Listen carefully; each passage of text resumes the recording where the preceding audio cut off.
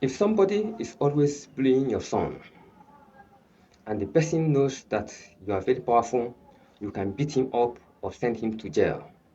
When you are with your son or looking at your son from a distance, he will not be able to bully your son.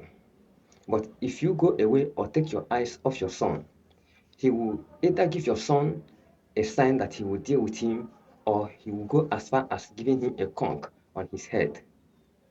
And when you will look back and want to know what the matter is with your son, he will accuse your son of some mistakes in order to distract you from stepping in for your son. That is what happens between us and God. God is in heaven, and each time he looks down on earth to observe our activities on earth. And Satan is always in the scene with us. Each time God looks down from heaven to observe our activities and he sees us doing disgusting things, he takes his eyes off us in disappointment because his eyes is too pure to behold iniquities. But each time he looks down on earth and he sees us doing that which is acceptable unto him, he brags to Satan that this is my servant, this is my son, because we are his servant and his son. Each time God looks down on earth and he sees us doing something which is pleasing to him, following the steps of Jesus Christ, he is always proud of us and always brags to Satan with us.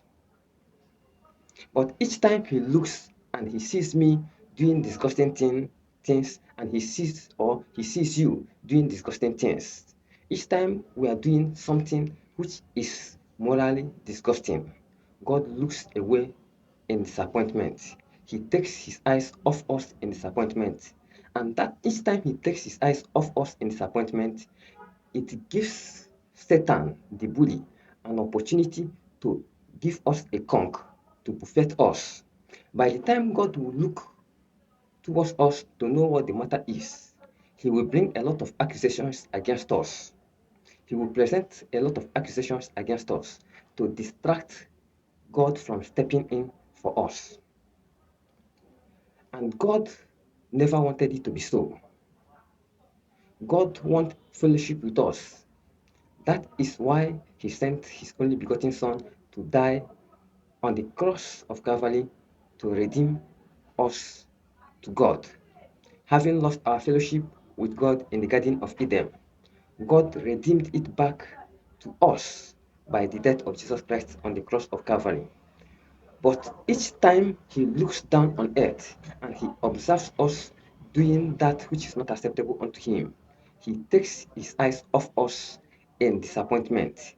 And that gives the bully, the Satan, the opportunity to conquer us, to buffet us, to push us and kick us around. But if we are doing that which is acceptable unto God, he puts his focus on us, and the enemy will never have an opportunity to buffet us. The bully will never have an opportunity to conquer us. The bully will never have an opportunity to torment us because God's eyes is focused on us. God's eyes is focused on us. Then how will you feel if God will always address you or address me? How will I feel? Let me direct the question to myself too, because I am involved. How will I feel? And how will you feel if God will always address us as Moses, my servant, Moses, my son, Tunde, my servant, Tunde, my son, Chike, my servant, Chike, my son, Aisha, my daughter, Aisha, my servant, will feel pleased and well pleased. It will be a credit to us. We have to be mindful of our activities on earth so that we will not be lost in the cloud.